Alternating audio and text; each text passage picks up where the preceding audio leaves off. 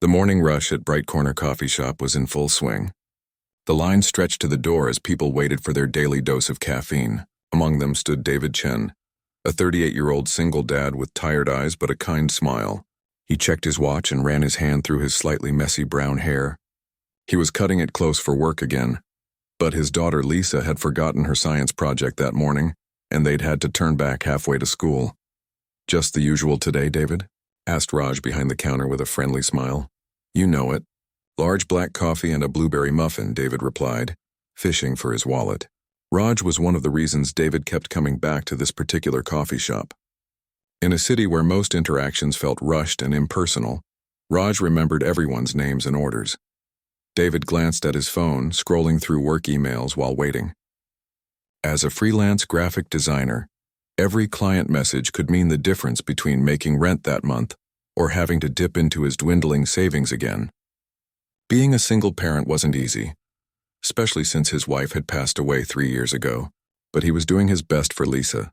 His attention was pulled away from his phone by a soft voice saying, "I'm so sorry, can I try again?" David looked up to see a young woman in simple business casual clothes at the counter. She was trying to pay, but her card wasn't working. "I ran it twice, ma'am. It's being declined," Raj explained apologetically. The woman's cheeks flushed slightly with embarrassment as she dug through her purse. "I must have grabbed the wrong card this morning. Let me see if I have any cash." People in line were starting to shift impatiently. David could see the woman growing more flustered as she searched her wallet. Without thinking twice, David stepped forward.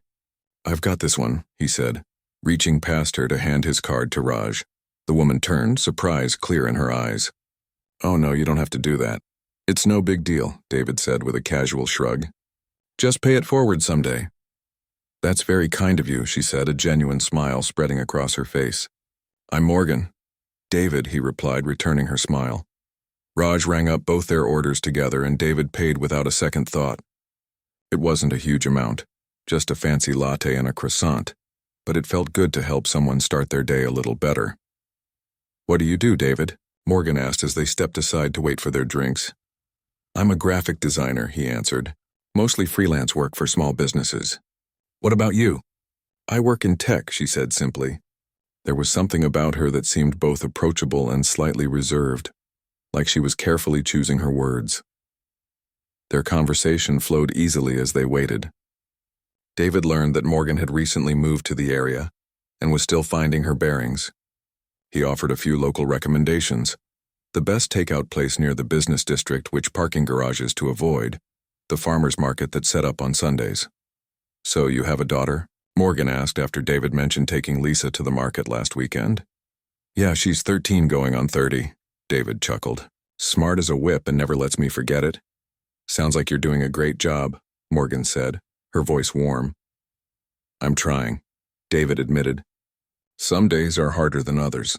Their drinks arrived and David grabbed his coffee. He was definitely going to be late now, but somehow he didn't mind. "Well, thank you again for saving me from coffee embarrassment," Morgan said, raising her cup in a little toast. "I promise I'll be more prepared tomorrow. Don't worry about it. We all forget things sometimes," David said. He was about to say more when his phone buzzed with a client call. "Sorry, I should take this. Have a good day."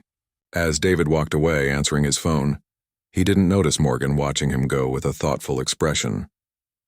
He also didn't notice her taking a seat by the window instead of leaving, or how she observed the other customers with careful attention, occasionally making notes on her phone.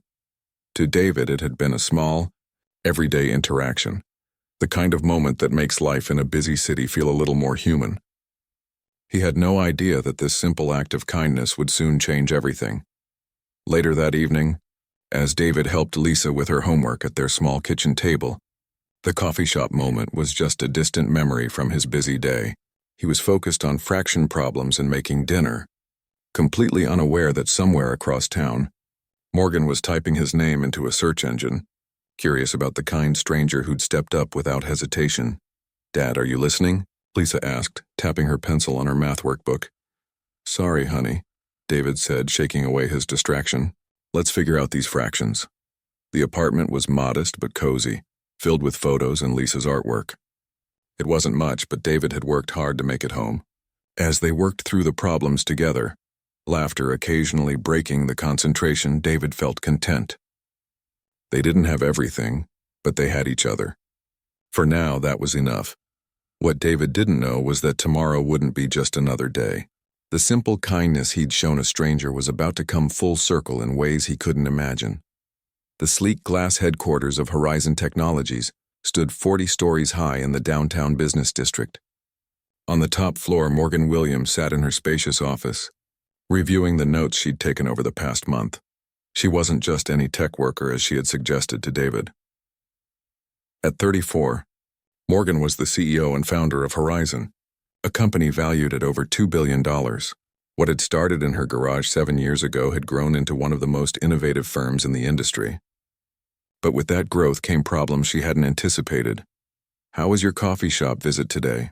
asked Priya, Morgan's chief of staff, as she entered the office. Morgan looked up from her tablet. Enlightening, as always. A month ago, Morgan had noticed something troubling in employee satisfaction surveys and customer feedback. Despite their success, the company was losing its human touch. Technical excellence remained high, but empathy and creativity were declining.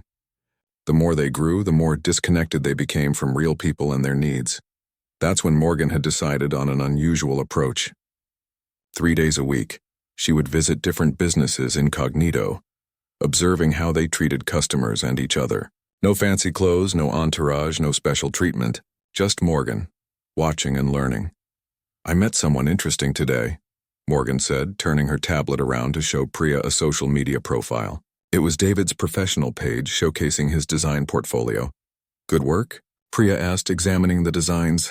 "Very good. Creative, thoughtful, with a clear understanding of what each client needed," Morgan replied.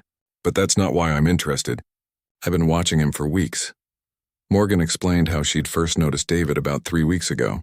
Unlike most morning customers who were trapped in their own bubbles, he always had a genuine interaction with the staff.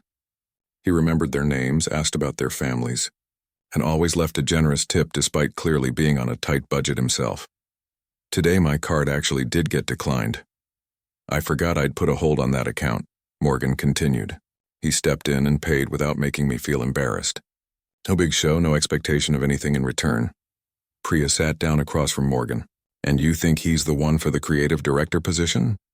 "I think he's exactly what we need," Morgan nodded firmly. Looking at his work history, he's been freelancing for 5 years. Before that, he worked at a mid-sized agency until it downsized. His wife passed away 3 years ago, leaving him a single dad. Despite all that, he still finds ways to be kind to strangers. Morgan hadn't been watching David specifically at first. He was just one of many coffee shop regulars. But over time, his small acts of kindness stood out. He'd held the door for an elderly man struggling with a walker. When a harried mother with a crying baby dropped her keys, he'd quickly retrieved them. Once, he'd even given up his table to a group of students who needed space to study. "The talent is there in his portfolio," Morgan continued. "But what we really need is his perspective, someone who sees people first, not just problems to solve or products to sell." Priya looked skeptical. "It's an unusual hiring approach. Our usual approach gave us a team of brilliant people who've forgotten how to connect with actual humans," Morgan countered. "We need someone who lives in the real world, not just our tech bubble." For the next hour, they discussed how to approach David. A direct offer might seem suspicious. Instead, they crafted a carefully worded email inviting him to interview for a position that, on paper, he was qualified for but wouldn't normally have access to without connections. "Send it tomorrow," Morgan decided. "And Priya, keep this between us for now. I don't want the board questioning my methods before we see if this works." After Priya left, Morgan stood by her floor-to-ceiling window, looking out at the city spread below. From up here, people looked tiny, like ants following invisible paths. It was easy to forget that each one had their own struggles, dreams, and stories. That was the problem with success, she reflected. The higher you climbed, the harder it became to remember what life was like on the ground. Her own background, growing up in a working-class neighborhood with a single mom who worked 2 jobs, now felt distant, like someone else's memory. The coffee shop experiment had been her way of staying connected, of remembering what real life looked like outside board meetings and investor calls, and now perhaps it would help her bring that perspective back to Horizon. Meanwhile, across town, David was putting Lisa to bed, unaware that his life was about to change. As he kissed his daughter goodnight, his biggest concern was the water bill that had arrived that day, higher than expected, which meant he'd need to take on some extra work this weekend. "Dad?" Lisa asked sleepily. "Can we go to the Science Museum this weekend?" Tyler's mom said she could take us. David hesitated. He'd planned to use the weekend to catch up on a project, but the hopeful look in Lisa's eyes made it hard to say no. "Sure, honey. I'll text Tyler's mom tomorrow." "You're the best," Lisa mumbled, already drifting off to sleep. David turned off the light and went to the small corner of the living room that served as his home office. He'd have to work late tonight to make up for the time he'd lose on the weekend. As he opened his laptop, he noticed a new email notification. Probably just another client request, he thought, too tired to check it now. It could wait until morning. The email sat unread, its subject line, "Opportunity at Horizon Technologies," giving no hint of how it would upend his carefully balanced life.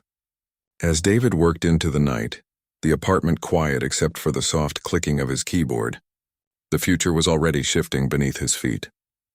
Across the city, Morgan was still in her office, the lights of the skyline twinkling like earthbound stars. She rarely second-guessed her business decisions, but this one felt different, more personal. She wondered if she was overstepping or if her instincts about David were right.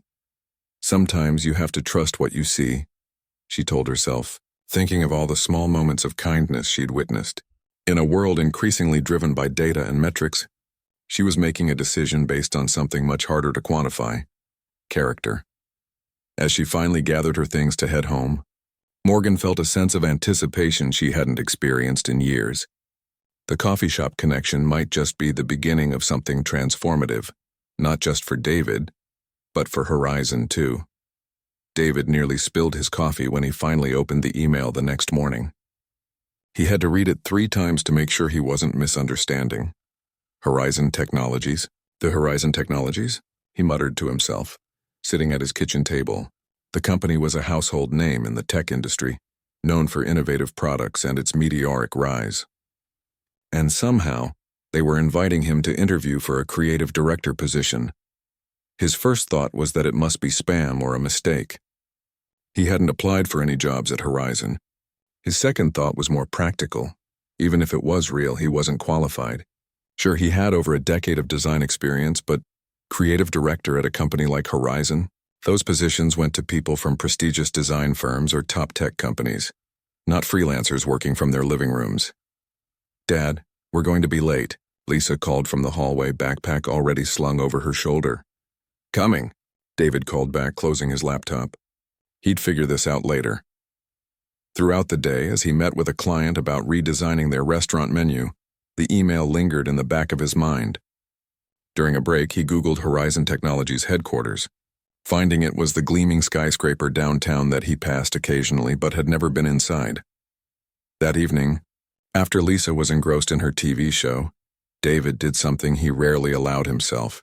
He dreamed a little. The salary mentioned in the email was more than double what he currently made in a good year. It would mean financial security, a better apartment, maybe even a college fund for Lisa that didn't rely on scholarships and loans. But reality quickly tempered his hope. Even if this was legitimate, the chances of him actually getting the job were slim to none. Still, what did he have to lose? After an hour of updating his portfolio and resume, he sent a response accepting the interview invitation. To his surprise, he received a reply within minutes, confirming an interview for Friday morning. Just 3 days away. The next few days passed in a blur of preparation. David called his neighbor, Mrs. Lopez, who agreed to take Lisa to school on Friday. He researched Horizon's products, philosophy, and recent projects. He even splurged on getting his one good suit dry cleaned. When Friday morning arrived, David stood outside the towering Horizon building, his heart pounding. The lobby alone was intimidating, all polished marble and steel, with a security desk that looked like something from a sci-fi movie. "David Chen for an interview at 10 a.m., he told the security guard, trying to sound more confident than he felt. After being issued a visitor badge, he was directed to the express elevator to the 40th floor. As the elevator shot upward, David's stomach lurched, not just from the rapid ascent. "What am I doing here?" he whispered to himself, straightening his tie. People like him didn't get jobs like this. People like him pieced together enough freelance work to make ends meet and considered themselves lucky to do so. The elevator doors opened directly into a reception area with panoramic views of the city. A friendly receptionist greeted him. "Mr. Chen, they're ready for you in conference room 3. May I get you anything? Water? Coffee?" "Water would be great, thanks," David managed, his mouth suddenly dry. He was led down a hallway with glass walls revealing sleek offices and collaborative spaces. Conference room 3 turned out to be a corner room with floor-to-ceiling windows and a long table where 3 people sat waiting. David recognized the woman in the center immediately. Though it took him a moment to place her, it was Morgan from the coffee shop. But instead of casual clothes, she now wore a tailored suit, her posture radiating confidence and authority. "David, thank you for coming," she said, standing to shake his hand. "I believe we've met before." David's mind raced as he connected the dots. "The coffee shop," he said, unable to hide his surprise. "Your card," Morgan smiled. "Was actually declined, yes. But that's not why you're here today." She introduced the others, Priya, her chief of staff, and Alex, the current head of design who was transitioning to a new role. For the next hour, they discussed David's portfolio, his approach to design problems, and his experience working with different clients. To David's surprise, the conversation felt natural. These weren't the typical interview questions about his biggest weaknesses or where he saw himself in 5 years. Instead, they asked about specific projects, why he'd made certain choices, how he'd handled client feedback, what he'd learned from challenges. As the interview progressed, David found himself relaxing slightly. He was on familiar ground talking about design, even if the setting was far from familiar. Eventually, Morgan leaned forward. "David, I should explain something." This isn't a typical interview process. David tensed again. Here it comes, he thought. The part where they tell me this was all a misunderstanding. For the past month, I've been visiting various businesses incognito. Coffee shops, grocery stores, restaurants. Observing how people interact, Morgan continued. It's part of an effort to help Horizon reconnect with what matters most, the human element of technology. David listened, confusion evident on his face. "I've been going to Bright Corner Coffee Shop 3 times a week," Morgan explained. "And I've watched you. Not in a creepy way," she added quickly, seeing his expression. "But I noticed how you interact with people, how you're present in a way most people aren't anymore."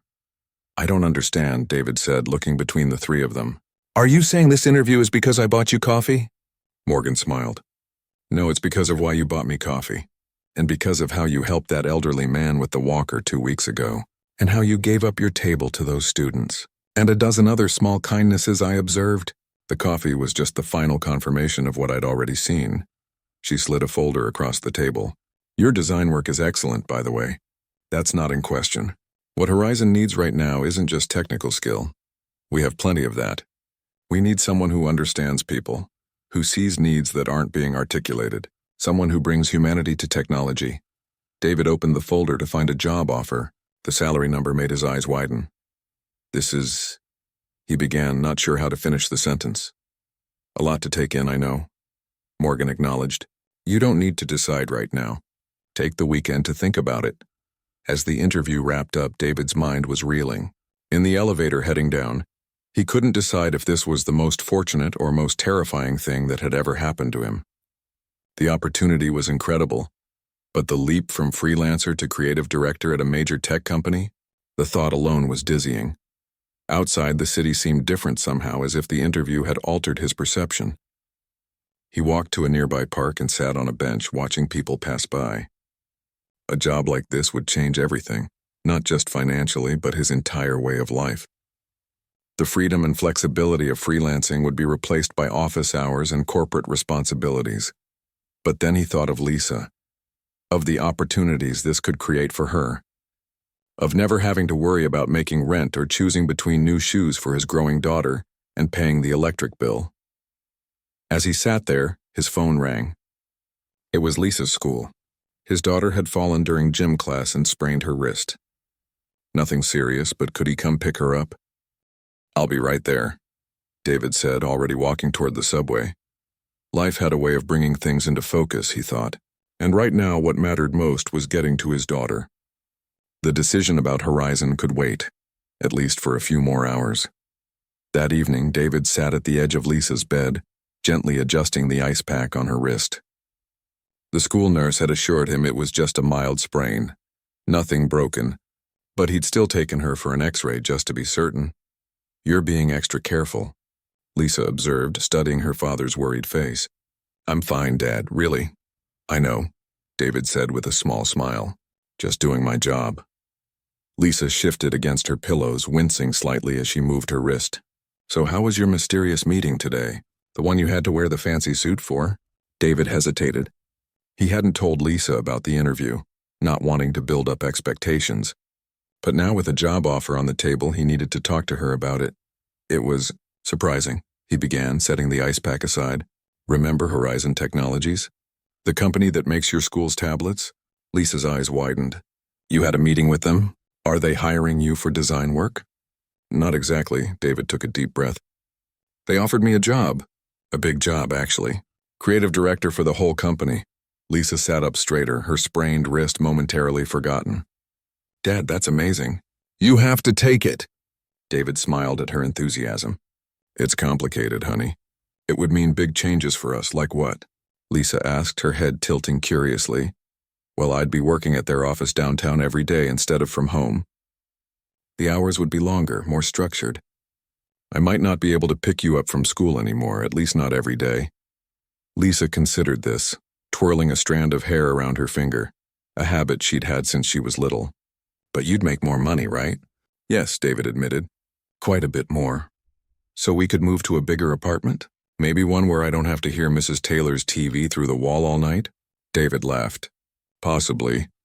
And you wouldn't have to stay up working until midnight anymore." Lisa pressed. "Don't think I don't notice, Dad. I know you wait until I'm asleep and then work for hours." David felt a pang of guilt. He tried to shield Lisa from his financial worries, but she was observant. Too observant sometimes. "I probably wouldn't need to do that, no," he conceded. Lisa was quiet for a moment, thinking. "Is it because you're scared?" she finally asked. The question caught David off guard. "Scared of what?" "Of changing things." Lisa spoke with the directness only children can truly master. "Mom always said you were afraid of change. That's why it took you forever to switch cell phone plans even though the new one was cheaper." David felt his throat tighten at the mention of Rachel. Even after 3 years, these little reminders could hit him unexpectedly. "Your mom knew me pretty well," he admitted softly. "So you are scared," Lisa said, not as a question but a conclusion. "I guess I am," David acknowledged. "It's a big step. I've been freelancing since before you were in kindergarten.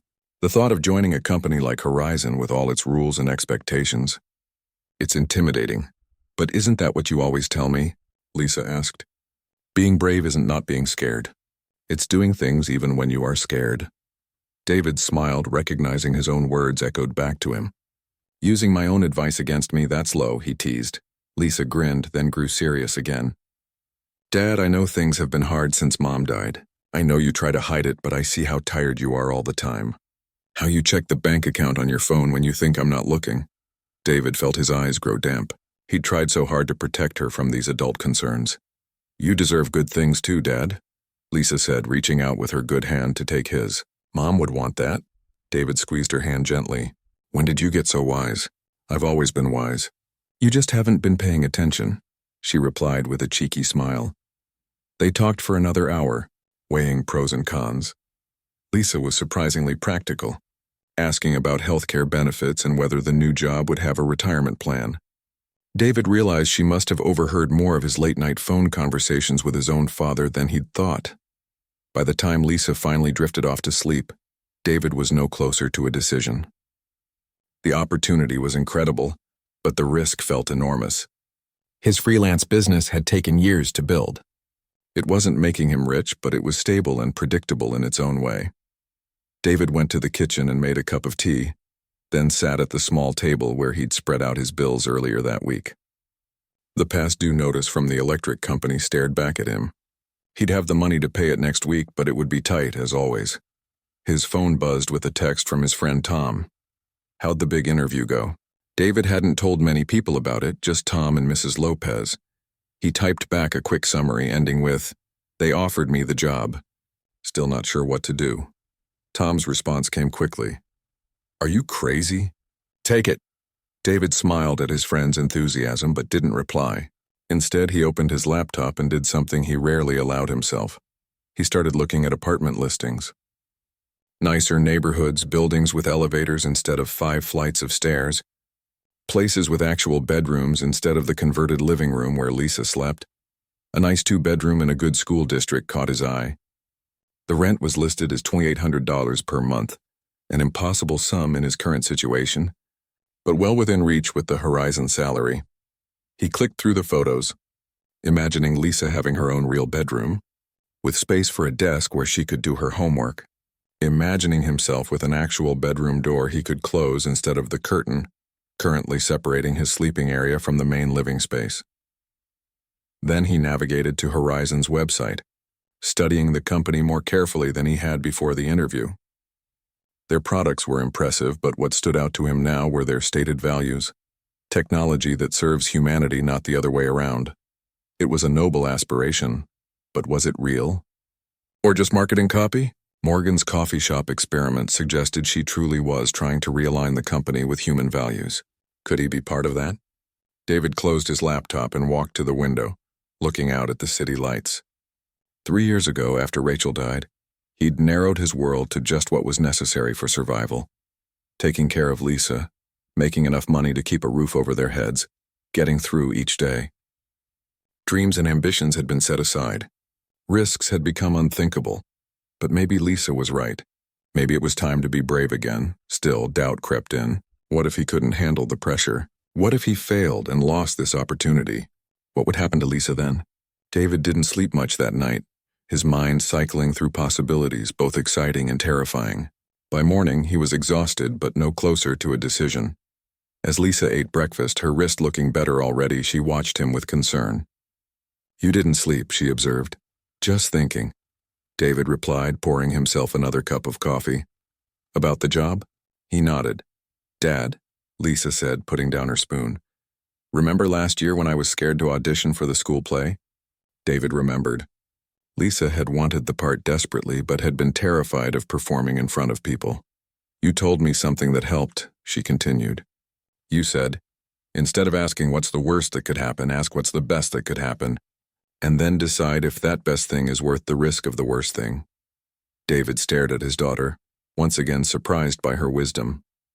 "So what's the best thing that could happen if you take this job?" Lisa asked. David thought about it. "The best thing? We'd have financial security.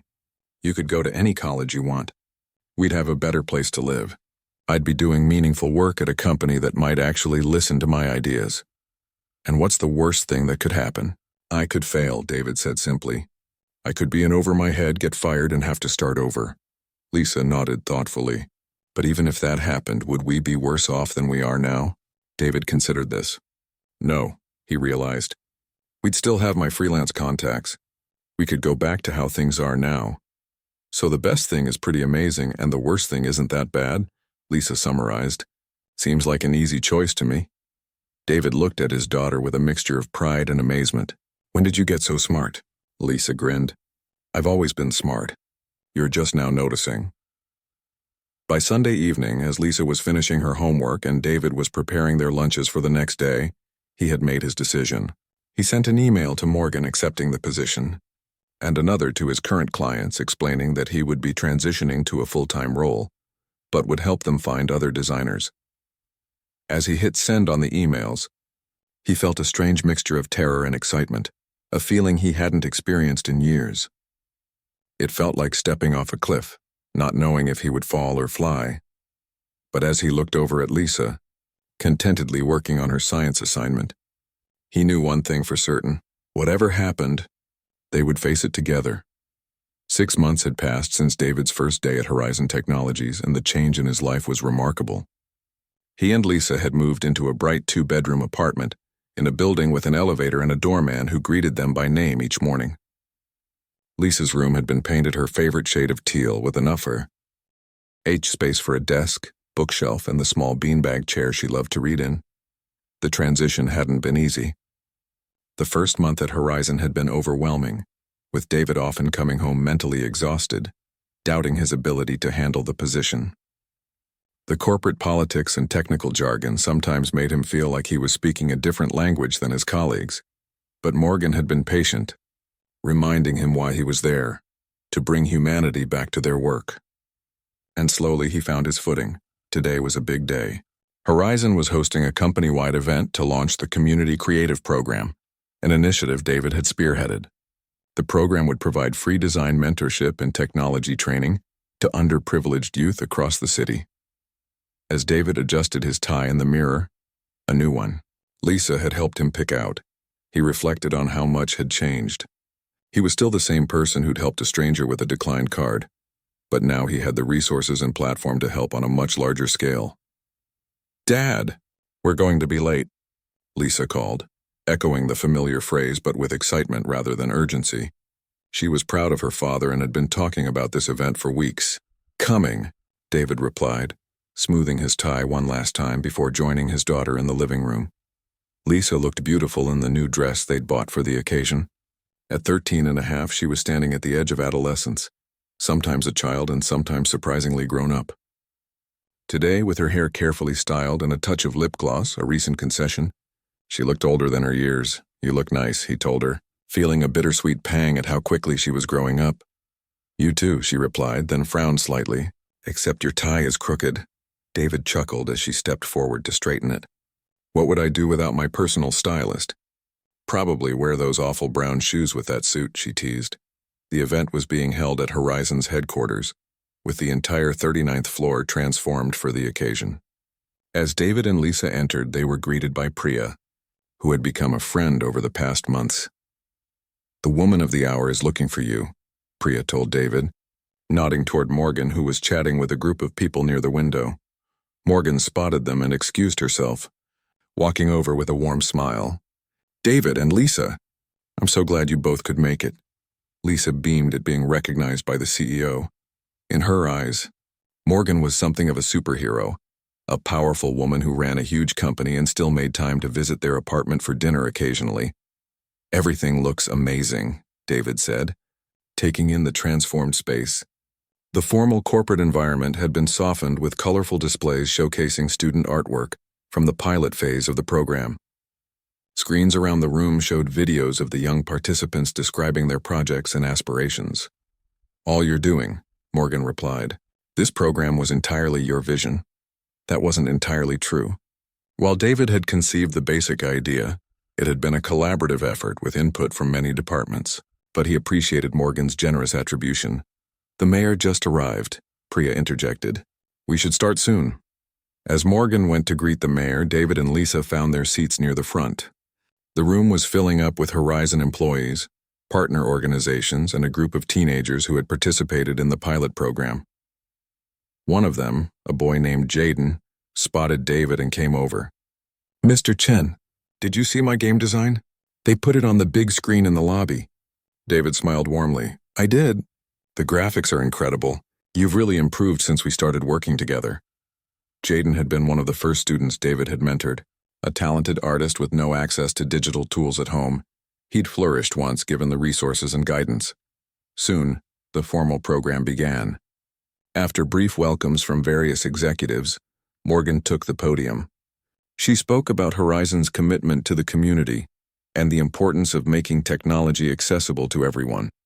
Then she paused, her expression becoming more personal. "But today I want to share a story," she continued, "a story about how this program came to be and why it matters so much." David felt a flutter of nervousness, suspecting what was coming. 6 months ago, "I was conducting an unusual experiment," Morgan explained. "I was visiting local businesses incognito, trying to understand how Horizon had lost touch with real people and real needs. And in a coffee shop not far from here, my card was declined while trying to pay for my latte." A soft chuckle rippled through the audience. A man behind me in line stepped forward without hesitation and paid for my order. He didn't know I was the CEO of a billion-dollar company. He just saw someone in need of a small kindness. Morgan's gaze found David in the audience. "That man is now our creative director, David Chen. And he didn't just bring his design talents to Horizon, he brought his humanity. His ability to see people as people, not as users or customers or data points." David felt Lisa squeeze his hand proudly. The Community Creative Program was born from that same impulse, to extend a hand to those who might need it, to see potential where others might not look, to recognize that sometimes small acts of kindness can lead to extraordinary outcomes. As Morgan continued, outlining the program's goals and early successes, David felt a complex mix of emotions. Embarrassment at being the center of attention, pride in what they'd accomplished, and a deep gratitude for the strange series of events that had brought him here.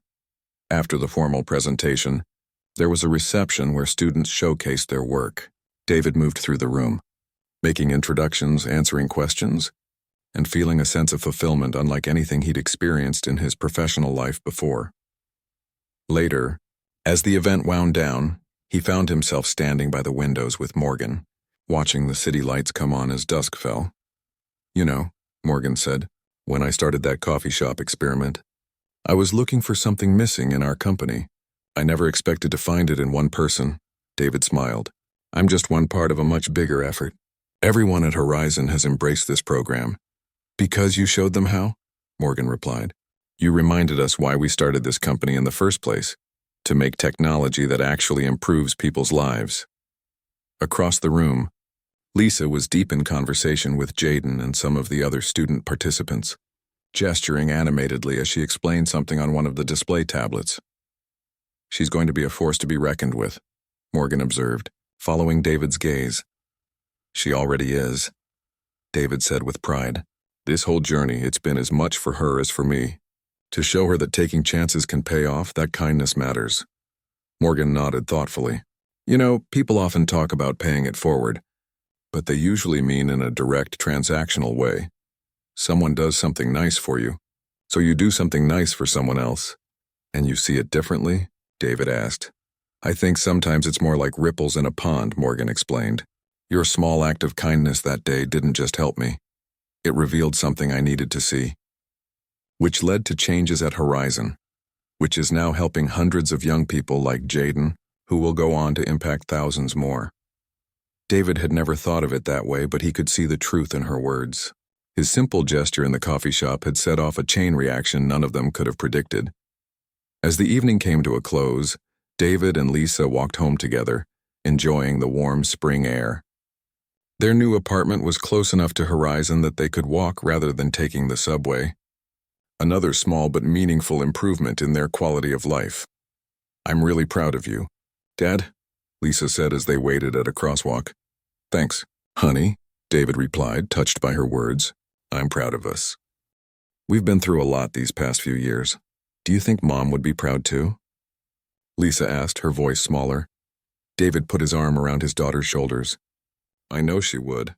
She always believed in taking chances and helping others. That was who she was."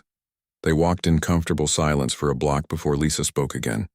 "It's kind of amazing, isn't it? How one small thing can change everything." David thought about the morning in the coffee shop that had altered the course of their lives. He hadn't done anything special that day, just a small kindness he would have offered to anyone. He couldn't have known Morgan was watching, or that she was the CEO of Horizon, or that it would lead to all of this. But maybe that was the point. You never knew which small act of kindness might be the one that changed everything, for you or for someone else. The only thing you could do was to keep offering those kindnesses day after day and see what ripples they created. "Yeah," he finally answered Lisa's question. "It really is amazing." As they reached their building, the doorman held the door with a friendly smile. "Evening, Mr. Chen, Miss Lisa, how was the big event?" "It was great, Joe," Lisa answered enthusiastically. "My dad's program is going to help kids all over the city." "Well, that doesn't surprise me one bit," Joe replied with a wink. "Your dad's good people." In the elevator heading up to their apartment, David thought about all the changes, big and small, of the past 6 months. The new apartment, the financial security, the meaningful work. These were all wonderful. But the greatest change was inside himself. The weight of constant worry had lifted. He'd rediscovered his creativity, his confidence, his ability to dream beyond just getting through each day. And it had all started with a simple coffee, bought for a stranger on an ordinary morning. A small kindness that had rippled outward, eventually coming back to transform his own life. As they reached their floor, Lisa yawned widely.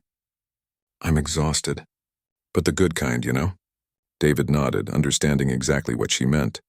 It was the satisfaction of a full day, of meaningful work, of connections made and strengthened. Me too, he said as he unlocked their door. The very good kind.